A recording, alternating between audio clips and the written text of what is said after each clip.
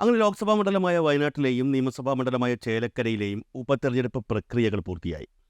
ഇനി അടുത്ത ഉപതെരഞ്ഞെടുപ്പ് 6 ദിവസം കഴിഞ്ഞാണ്, 20-ാം തീയതി.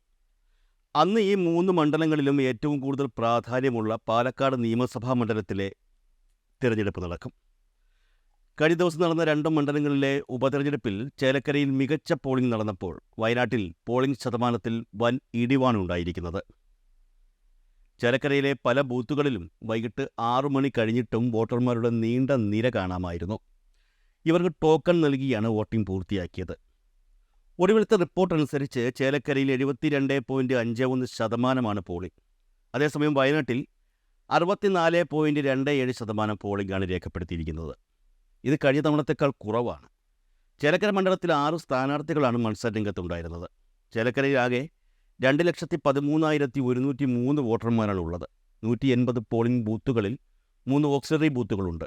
മണ്ഡലത്തിൽ 14 പ്രശ്നബാധിത ബൂത്തുകളുണ്ടെന്നുള്ളതും തെരഞ്ഞെടുപ്പ് കമ്മീഷൻ അറിയിച്ചിരുന്നു. കേരളത്തിൽ ഉപതെരഞ്ഞെടുപ്പ് നടക്കുന്ന മണ്ഡലങ്ങളിൽ ഭരണകക്ഷിയായ CPM-ന്റെ ഏക സിറ്റിംഗ് സീറ്റ് ചേലക്കരയിലേതാണ്. കഴിഞ്ഞ 28 വർഷമായി ചേലക്കരയിൽ LDF ആണ് ജയിക്കുന്നത്. അതിൽ തന്നെ 23 വർഷവും കെ രാധാകൃഷ്ണനായിരുന്നു ചേലക്കരയുടെ MLA എന്ന പ്രത്യേകതയുമുണ്ട്. ലോക്സഭാ തെരഞ്ഞെടുപ്പിൽ ആലത്തൂരിൽ നിന്ന് കെ രാധാകൃഷ്ണൻ മത്സരിച്ച് ജയിച്ചതോടെയാണ് ചേലക്കരയിൽ ഉപതെരഞ്ഞെടുപ്പിന് കളമൊരുങ്ങിയത്. ചേലക്കര ഇടതുപക്ഷ മണ്ഡലമാണെന്നൊരു ധാരണ ഇത്തവണ തിരുത്തി കുറിക്കുക എന്നുള്ളതാണ് UDF ലക്ഷ്യമിടുന്നത്. അടുത്ത് നടന്ന ലോക്സഭാ തെരഞ്ഞെടുപ്പിൽ മത്സരിച്ച 20 സീറ്റുകളിൽ വെറും 2 സീറ്റുകളിൽ മാത്രമാണ് UDF സ്ഥാനാർത്ഥികൾ തോറ്റത്. ഒന്ന് തൃശ്ശൂരും മറ്റൊന്ന് ആലത്തൂർ മണ്ഡലവും. തൃശ്ശൂരിൽ BJP ജയിച്ചപ്പോൾ ആലത്തൂരിൽ വിജയിച്ചത് CPM ആണ്. ആലത്തൂരിൽ കോൺഗ്രസ് സ്ഥാനാർത്ഥിയായ രമ്യ ഹരിദാസിനെ മികച്ച ഭൂരിപക്ഷത്തിലാണ് ചേലക്കര MLA-യും സംസ്ഥാന മന്ത്രിയുമായിരുന്ന കെ രാധാകൃഷ്ണൻ പരാജയപ്പെടുത്തിയത്. സ്വാഭാവികമായും രാധാകൃഷ്ണൻ ചേലക്കര MLA സ്ഥാനം രാജിവെച്ചു. വീണ്ടും ഉപതിരഞ്ഞെടുപ്പ് നടന്നപ്പോൾ രാധാകൃഷ്ണൻ തോൽപ്പിച്ച രമ്യ ഹരിദാസ് കോൺഗ്രസ് സ്ഥാനാർത്ഥിയായി ചേലക്കരയിൽ മത്സരിക്കാൻ എത്തുകയായിരുന്നു. രാധാകൃഷ്ണന് വേണ്ടി സ്ഥാനമൊഴിഞ്ഞു കൊടുത്ത മുൻ MLA UR പ്രദീപാണ് ചേലക്കരയിൽ LDF സ്ഥാനാർത്ഥിയായി വീണ്ടും മത്സരിക്കാനെത്തുന്നത്. മികച്ച പോളിംഗ് രേഖപ്പെടുത്തിയ ചേലക്കരയിലെ തെരഞ്ഞെടുപ്പ് ആരെയായിരിക്കും ഇപ്പോൾ പിന്തുണയ്ക്കുക? ചേലക്കര ഉൾപ്പെടുന്ന ആലത്തൂർ ലോക്സഭാ മണ്ഡലം ഒരു കാലത്ത് CPM കോട്ടയായിരുന്നു. അതായത് 2019 മുൻപ് CPM നേതാവ് PK ബിജു സ്ഥിരമായി ജയിച്ചു വന്ന മണ്ഡലം. എന്നാൽ 2019 തെരഞ്ഞെടുപ്പോടുകൂടി ആ സാഹചര്യം മാറുകയായിരുന്നു. തോൽക്കുമെന്ന് ഇടതുപക്ഷക്കാർ കരുതിയിരുന്ന രമ്യ ഹരിദാസ് ആലത്തൂരിൽ പാട്ടും പാടി ജയിക്കുന്ന കാഴ്ചകളാണ് കാണാൻ കഴിഞ്ഞത്.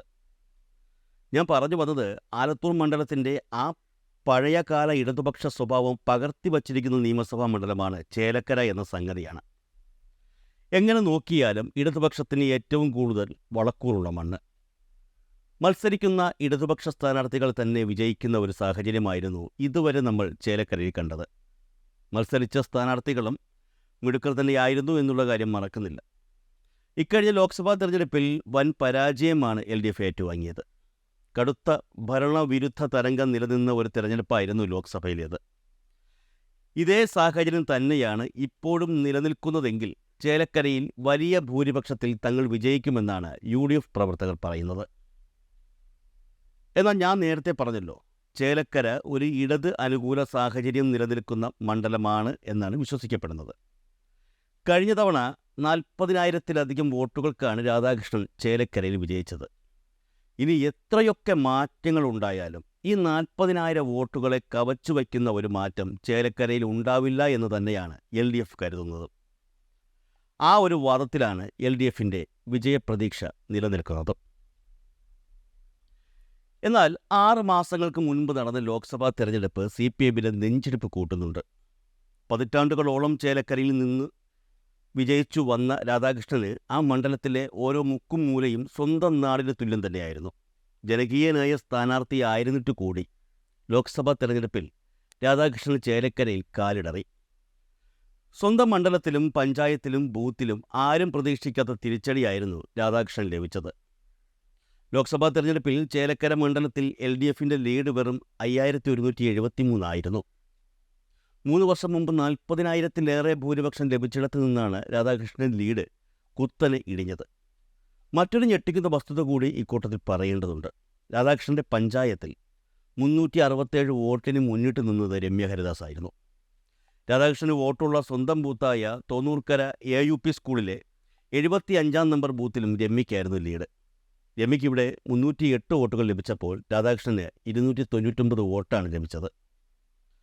കടുത്ത ഭരണവിരുദ്ധ തരംഗം തങ്ങളെ ബാധിക്കില്ല എന്ന് വിശ്വസിച്ചിരുന്ന LDFന് തിരഞ്ഞെടുപ്പിൽ സംഭവിച്ച ഇക്കാര്യങ്ങളൊക്കെ വലിയ ഞെട്ടലുണ്ടാക്കിയത്. ഇത്തവണയും ആ ഒരു രീതിയിൽ തന്നെയായിരിക്കും വോട്ടിംഗ് പാറ്റേൺ എന്നാണ് UDF കരുതുന്നത്.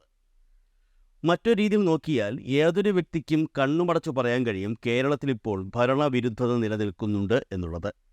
കാരണം ലോക്സഭാ തിരഞ്ഞെടുപ്പിലെ പരാജയങ്ങൾ മാത്രമല്ല, LDFനെതിരെ പ്രത്യേകിച്ചും CPMനെതിരെ ദിനംപ്രതി പുറത്തുവരുന്ന വാർത്തകളും അവരെ സംബന്ധിച്ചൊരു നെഗറ്റീവ് എനർജി ഉൽപ്പാദിപ്പിക്കുന്ന ഒന്നാണ്. പല ചോദ്യങ്ങൾക്കും ഉത്തരമില്ലാതെ കുഴയുന്ന ഒരു അവസ്ഥയിലുമാണ് LDF. അതുകൊണ്ട് തന്നെ ആ ഭരണവിരുദ്ധ വികാരത്തെ പരമാവധി മുതലെടുക്കുക എന്നുള്ളതാണ് UDF പ്രതീക്ഷിക്കുന്നതും പ്രാവർത്തികമാക്കാൻ ശ്രമിക്കുന്നതും. എന്നാൽ എനിക്ക് തോന്നുന്ന ഒരു കാര്യം ഞാൻ പറയാം. ഉപതെരഞ്ഞെടുപ്പ് നടക്കുന്ന ചേലക്കര നിയമസഭാ മണ്ഡലത്തിൽ സ്വാഭാവികമായും ഒരു LDF വിരുദ്ധ തരംഗം ഉണ്ടാകും, ഉറപ്പാണ്. അത് ചേലക്കരയിൽ മാത്രമല്ല, ഇലക്ഷൻ നടക്കുന്ന ഏത് മണ്ഡലത്തിലും ഇത്തരത്തിലുള്ളൊരു തരംഗം, അതായത് ഭരിക്കുന്ന പാർട്ടിക്ക് എതിരെയുള്ള ഒരു തരംഗം സ്വാഭാവികമായും ഉണ്ടാകും. മുമ്പൊക്കെ അങ്ങനെ സംഭവിച്ചാൽ അത് ഏറ്റവും ഗുണം ചെയ്യുന്നത് മുഖ്യ എതിരാളിയായ കോൺഗ്രസിനായിരുന്നു. കോൺഗ്രസ് ഭരിക്കുന്ന സമയമാകുമ്പോൾ തിരിച്ച് LDFനും. ഞാൻ പറഞ്ഞു, ചേലക്കരയിൽ ഒരു ഭരണവിരുദ്ധ തരംഗം നിലനിൽക്കുന്നുണ്ട്. നിഷ്പക്ഷരുടെ വോട്ടുകൾ മുഴുവനും ഒരു പക്ഷേ LDFന് കിട്ടിയേക്കില്ല, സ്വാഭാവികം. എന്നാൽ അവിടെയാണൊരു ചെറിയ പ്രശ്നം. ആ വോട്ടുകൾ മുഴുവൻ UDFനും കിട്ടില്ല. മനസ്സിലായില്ലേ? അത്തരത്തിലുള്ള LDF വിരുദ്ധ വോട്ടുകൾ UDFനും BJPക്കുമായി വിഭജിക്കപ്പെടുമെന്ന്.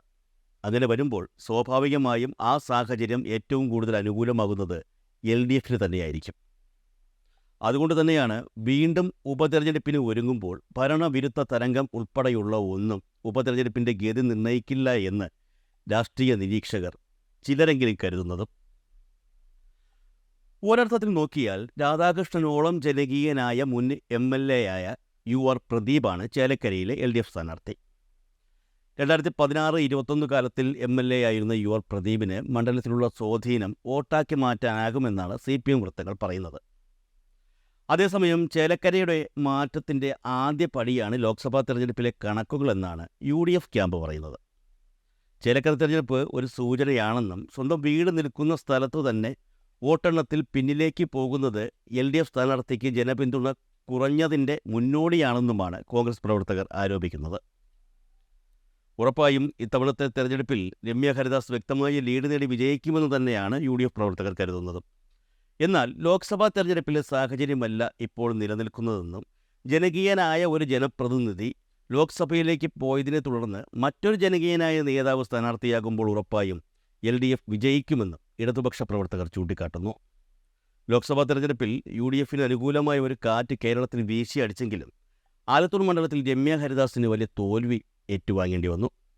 തികച്ചും UDFന് അനുകൂലമായ സാഹചര്യത്തിൽ ഒരു UDF സ്ഥാനാർത്ഥി തോൽക്കണമെങ്കിൽ അത്രത്തോളം ജനങ്ങൾ അവരെ തള്ളിക്കളഞ്ഞതാണെന്നും ഇടതുപക്ഷ പ്രവർത്തകരും നേതാക്കളും പറയുന്നുണ്ട്.